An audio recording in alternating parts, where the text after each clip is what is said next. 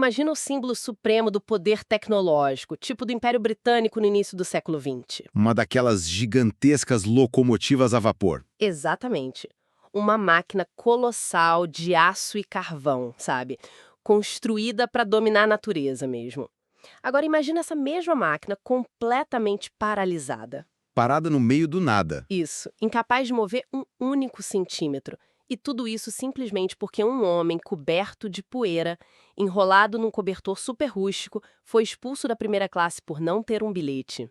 É uma imagem muito forte. Nossa, demais! E como um evento aparentemente mágico, relatado lá nas montanhas da Índia, se conecta com aquele frio na barriga, sabe? A vergonha e o suor frio que tantas pessoas sentem ao tentar falar inglês numa reunião corporativa. Olha, é um paralelo que soa bem improvável no começo, mas revela um dos mecanismos psicológicos e sociais mais profundos da nossa cultura, né? A forma como nós construímos muros ao nosso redor. Pois é. Hoje, a nossa exploração mergulha em duas obras que, pelo menos na superfície, parecem habitar galáxias completamente diferentes. Ambas nasceram da mente do autor brasileiro Jimmy Mello. Sim, materiais bem distintos. De um lado, temos um material voltado ao aprendizado bem prático, que é o livro Inglês é Coisa de Rico, como um idioma virou símbolo de elite e como recuperá-lo. Um tema super atual, diga-se de passagem. Com certeza.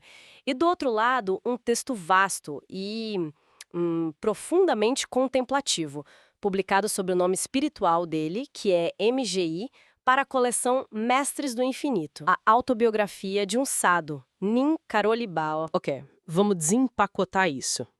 A nossa missão hoje é entender como a desconstrução de hierarquias artificiais permeia o trabalho deste autor. Seja quebrando a catraca elitista que transforma o inglês numa arma de exclusão, ou, demolindo a gigantesca muralha do ego intelectual que nos separa da paz verdadeira. E toda grande narrativa de quebra de barreiras, seja no ambiente de trabalho ou numa arquitetura invisível da mente humana, começa invariavelmente com uma única premissa: A permissão. a permissão. Exato. Sem que o indivíduo se conceda permissão interna para ocupar um espaço, as portas externas podem estar escancaradas, mas elas permanecem invisíveis. E essa palavra, permissão, é super central no material sobre o idioma. O texto defende que o bloqueio não é sobre gramática, né? Não, não é sobre decorar regra. Pois é, não é sobre decorar o verbo to be. A tese é que o inglês foi transformado numa espécie de sala VIP, um símbolo de status estrutural mesmo. O livro promete romper essa catraca entre classes. O que é uma promessa em tanto. Mas, sendo um pouco cética aqui, a vergonha de falar um idioma não vem simplesmente do fato de não sabermos o vocabulário suficiente. Quer dizer, se eu não sei a palavra, eu travo. Essa é a lógica comum. Mas o argumento da obra é que a vergonha precede o déficit técnico. O medo de errar a pronúncia, na verdade, não é um medo linguístico, é um medo de classe. Uau! Medo de classe. Sim, é o medo de ser exposto como um impostor em um espaço que a sociedade ditou que pertence apenas a uma elite intelectual ou financeira. Sabe quando alguém recebe uma correção gramatical agressiva? Nossa, sim. É terrível. Então, o que está acontecendo ali não é ensino. É o porteiro da sala VIP reforçando a barreira, mostrando que você não pertence àquele lugar. Faz muito sentido. É tipo uma cerca elétrica invisível. O que, aliás, nos leva para a Índia, porque a genialidade do fio condutor dessas obras é que esse exato elitismo ocorre na espiritualidade, né? Com toda certeza. A espiritualidade tem suas próprias salas VIPs. Nin Karolibaba foi um dos mestres mais lendários do Oriente. Mas ele não exigia que seus seguidores lessem sânscrito fluente. Ele não fundou universidades filosóficas impenetráveis. Longe disso. A espiritualidade indiana tradicional tem a sua própria sala VIP na forma das castas superiores, né? Os brahmanes, o intelectualismo teológico super denso, e o Nin Karolibaba, segundo o livro, ignorou toda essa burocracia metafísica. Ele era a antítese disso. A presença dele era o próprio ensinamento. E o que é fascinante aqui é como o autor traduz isso para a forma como o livro foi escrito. Como assim? Na estrutura do texto mesmo. Sim. O MGI evitou deliberadamente aquele formato de uma biografia acadêmica tradicional, sabe? Aquela coisa cheia de datas, notas de rodapé secas, super distante. Ah, entendi. Aquela leitura que cansa rápido. Exato. A narrativa é construída em primeira pessoa. É muito imersiva e contemplativa. O objetivo, segundo os bastidores da coleção, era colocar quem lê diretamente na atmosfera sensorial da Índia. Para sentir o clima do lugar? Isso. É para sentir a poeira, escutar os rios sagrados, experienciar o vento dos Himalaias. A intenção é dar a permissão para viver a jornada através do Bhakti Yoga, que é a via da devoção, em vez de apenas dissecar a história. Sob uma lente puramente analítica, entendi perfeitamente porque aprender algo apenas pelas regras rígidas e burocráticas, seja decorando regras de gerúndio no inglês ou memorizando tratados teológicos, é uma barreira artificial, né? É algo que esmaga o entusiasmo completamente. É como tentar se emocionar com uma sinfonia sendo forçado a ler apenas a partitura matemática, sem nunca ter a permissão de ouvir o som dos violoncelos. Excelente analogia. Tirar a vida da experiência. E a jornada do Nin Karoli Baba é exatamente sobre rasgar essa partitura e fazer barulho, né? Ele nasce como Lakshminarayan Sharma, numa família Brahmani, de casta altíssima. Ele tinha a chave da sala VIP espiritual e social. Ele nasceu com todos os privilégios possíveis para aquele contexto. E o que ele faz? Joga a chave fora, abandona o conforto e se torna um sado errante, armado com absolutamente nada além de um cambau, que é um cobertor escuro e rústico. Conta mais sobre o contexto disso, porque é surreal. Bom, a gente precisa entender o cenário. O Império Britânico controlava a Índia nessa época. O trem de primeira classe representava o ápice da lógica ocidental, da segregação de classes e do domínio sobre a natureza. Era literalmente a sala VIP em movimento. Exatamente. E o nosso Sadhu, sem um centavo no bolso, entra nessa primeira classe. E o argumento dele é genial. Ele diz que a terra de Deus não requer bilhete. Claro que o revisor do trem, que é tipo o guardião dessa estrutura elitista, não aceita desculpa. Ele fica profundamente ofendido, né? Demais. E expulsa o Sadhu no meio do nada, numa região esquecida chamada Nibi Karori.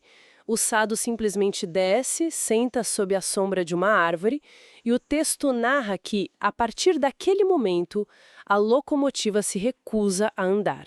É uma cena cinematográfica. O motor ruge, a pressão do vapor atinge o limite, a tripulação entra em pânico total. E as rodas de aço ficam lá, inertes.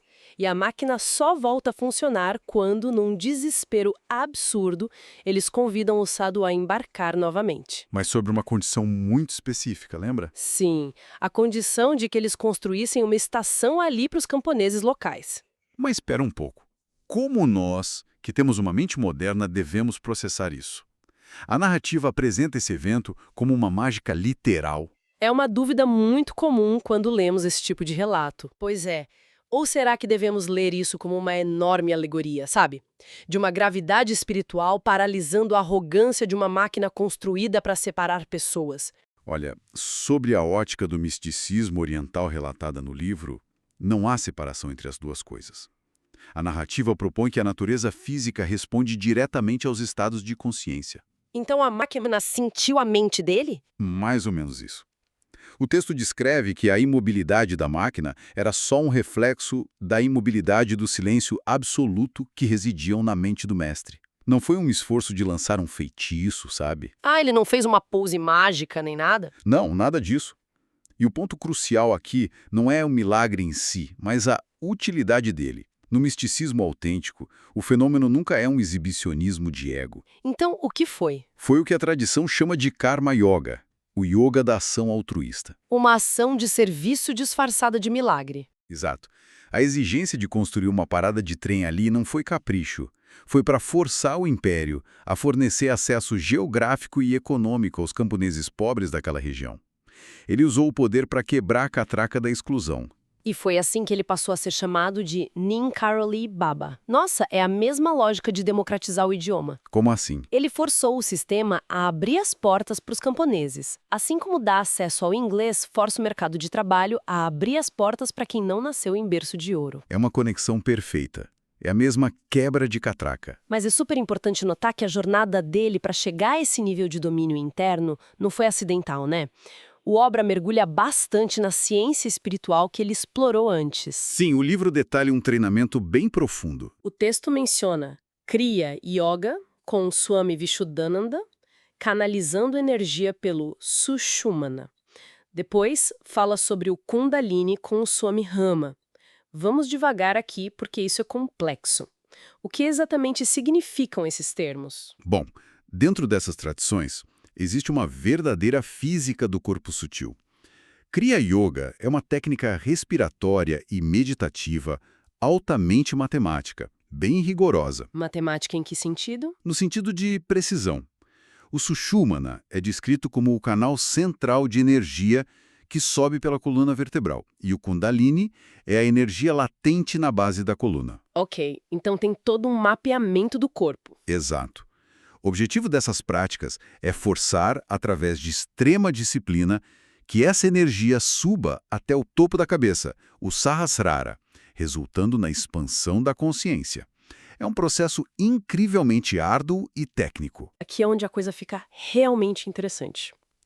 Se olharmos para essa parte mecânica, o domínio da Kundalini, o alinhamento dos chakras, com essa disciplina ferrenha, só como construir e refinar o motor de um carro de Fórmula 1 na garagem. Montando peça por peça, né? Isso, de forma puramente técnica. Mas a narrativa dá uma virada enorme no Vale de Caintidan, certo? O motor não era tudo. Não, não era. O texto adverte que a perfeição técnica, por si só, é uma armadilha enorme. O conhecimento mecânico da própria energia espiritual pode se tornar apenas outra sala VIP. A sala VIP dos iluminados. Perfeito. Gerando o que o livro chama de covardes vestidos de santos. Ascetas que se escondem em cavernas, super obcecados com a própria iluminação, mas inúteis para o mundo lá fora. E o que muda em Caintidan? Lá, a narrativa descreve a fusão do mestre com o arquétipo de Hanuman, que é o deus macaco indiano que representa a devoção absoluta.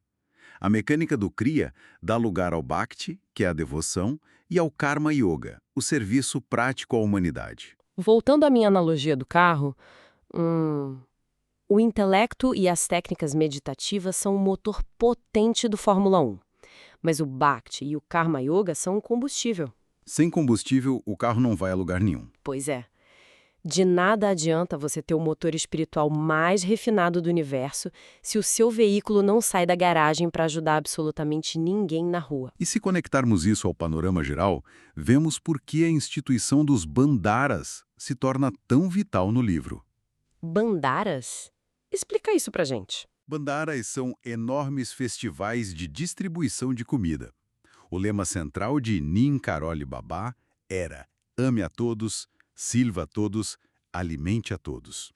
E a comida, na Índia, tem uma carga social pesadíssima por causa das castas. Ah, é verdade. Tem regras bem estritas sobre quem come com quem. Sim, castas superiores não comem ao lado de castas inferiores. Muito menos compartilham os mesmos pratos e utensílios, é impensável. E ele pegava isso e implodia essa regra, né?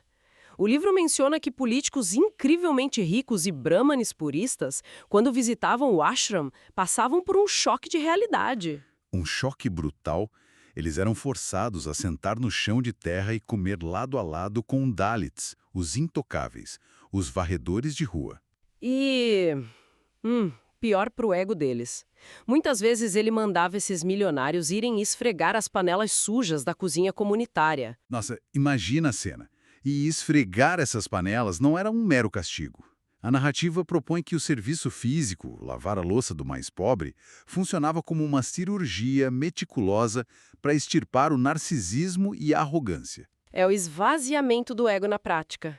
Quando o milionário esfrega a panela do mendigo, a catraca da desigualdade é desmontada ali, no coração dele. O ego é o grande vilão dessa história toda. Sem dúvida. E a narrativa dessa demolição atinge um clímax espetacular quando a racionalidade do Ocidente bate de frente com esse misticismo lá na década de 1960. Essa é uma das partes mais famosas do legado dele. Sim. O livro do MD narra a invasão da Índia por jovens ocidentais, pessoas que fugiam de guerras trágicas de um materialismo super vazio e chegavam armadas até os dentes com existencialismo acadêmico e psicodélicos. E o símbolo máximo desse encontro é o Dr. Richard Alpert. Um encontro que entrou para a história. Sherdalpert era um professor de psicologia na Universidade de Harvard, um acadêmico de elite, um cientista brilhante, e, após ser demitido por suas pesquisas com psicodélicos, ele vai à Índia buscar respostas. Ele chega com todas as defesas de um intelectual ocidental, né? Aquela armadura impenetrável. Totalmente. O texto narra que o Alpert, com todo o seu ceticismo forjado em Harvard, olha para o Neem Karoli Baba e vê apenas um velho gordo enrolado num cobertor. A armadura da lógica dele estava intacta. Ele não viu o mestre, viu só a aparência. Mas aí acontece um evento descrito como cirurgia telepática. Neem Karoli Baba ignora a arrogância do professor e diz a ele que na noite anterior o Alpert estava pensando na própria mãe que tinha falecido recentemente. Até aí, alguém poderia dizer que foi intuição, leitura fria. Exato. Mas o Sadhu acrescenta um detalhe brutal. Ele aponta que a mãe morreu de um problema no baço, em inglês spleen. Uma informação clínica, absurda de íntima e impossível de ser adivinhada por um camponês. É um golpe direto no intelecto. O texto diz que, nesse momento, o intelecto de Harvard entra em colapso e o Alpert desaba na terra chorando compulsivamente, renascendo mais tarde como Ramo Das. É uma cena de tirar o fôlego. Então, o que tudo isso significa? Eu te pergunto. Se o ensinamento é sobre amor incondicional, por que o autor apresenta um choque tão agressivo? Revelar o diagnóstico médico da mãe morta não soa como um golpe baixo? O amor espiritual não deveria ser suave? Isso levanta uma questão importante sobre como as nossas defesas psicológicas funcionam, sabe? A mente racional moderna, e Harvard é o ápice absoluto disso, constrói muralhas de ceticismo incrivelmente densas para não lidar com a dor crua. Então, o intelectualismo é uma defesa. Muitas vezes é uma anestesia. Alpert estava sofrendo muito pela perda da mãe. E o Ocidente ensina a encapsular essa dor na solidão da mente lógica. Um afeto suave, um abraço caloroso ali, simplesmente bateria nessa armadura de Harvard e ricochetearia. A lógica dele diria algo tipo, ele tá apenas sendo gentil, né? Exato. Ele racionalizaria o abraço. O detalhe cirúrgico do baço não foi apresentado na obra como um truque de mágica para gerar aplausos da plateia.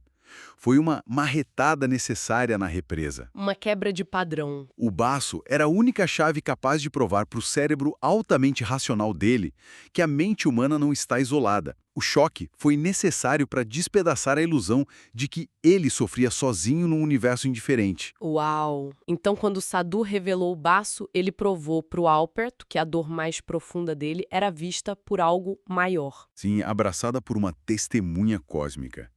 A fortaleza do ego teve que ser pulverizada para que o alívio e a conexão verdadeira pudessem finalmente entrar. É fascinante demais. A marretada do intelecto e isso nos traz de volta a razão pela qual tudo isso importa tanto para quem nos acompanha hoje. Livros sobre aprender inglês e autobiografias de mestres indianos. Tudo converge para o nosso momento atual. Pois é, o apêndice da obra sobre o Sadhu é muito direto sobre a era moderna. O autor aponta que nós vivemos na era com o maior volume de informação técnica de toda a história humana.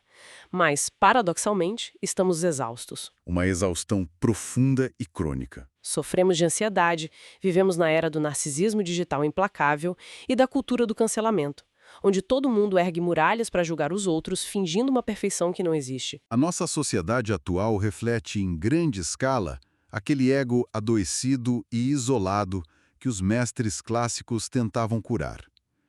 A sala VIP agora é a nossa própria bolha nas redes sociais. Nossa, verdade. E a síntese que a obra propõe para esse desespero é muito simples. É o princípio Subekek. Tudo é um. O grande antídoto. O antídoto para a ansiedade digital e para a epidemia de solidão não é mais isolamento, né? E não é adquirir mais conhecimento intelectual frio. O antídoto é a prática real do Karma Yoga. É descer a energia da cabeça, que é barulhenta e controladora, para o coração, que é simples e focado no serviço. Seja ajudando um colega no trabalho, alimentando quem tem fome ou até apenas lavando a louça de casa sem reclamar. Quando cruzamos o material do método de inglês com a biografia espiritual, a mensagem profunda que ecoa é essa quebra de barreiras. Uma mensagem universal. Quer estejamos falando sobre não ter vergonha de falar um idioma estrangeiro, entendendo que o idioma é só uma ponte para conectar humanos e não uma cerca de elite, quer estejamos discutindo a queda do ego espiritual, a lição é a mesma. A conexão genuína acontece quando deixamos de tentar provar que somos superiores aos outros. Tanto na sala de reunião corporativa, quanto no silêncio da meditação, a evolução exige que a gente largue as nossas armaduras. Perfeito. As obras mostram que a autorização que nós buscamos tão desesperadamente lá fora, seja para nos comunicarmos sem medo ou para existirmos em paz, sempre esteve sob nosso controle. Só estava obscurecida pelo ruído das nossas defesas. O poder de abrir a catraca é interno. Se a verdadeira essência da existência, seja falando inglês com sotaque numa chamada de vídeo sem medo de ser julgado, ou entoando silenciosamente um mantra para acalmar a ansiedade no trânsito, se a essência é simplesmente criar conexão verdadeira e quebrar a ilusão de que estamos separados. Sim, o que tudo isso nos deixa como reflexão final. Qual é a catraca nas nossas próprias rotinas diárias que nós continuamos aceitando como uma regra intransponível, quando, na verdade, a permissão para atravessá-la já está nas nossas próprias mãos? É uma provocação que certamente vale a pena carregar para a nossa vida. E com esse pensamento, encerramos a nossa exploração de hoje. Até o nosso próximo mergulho.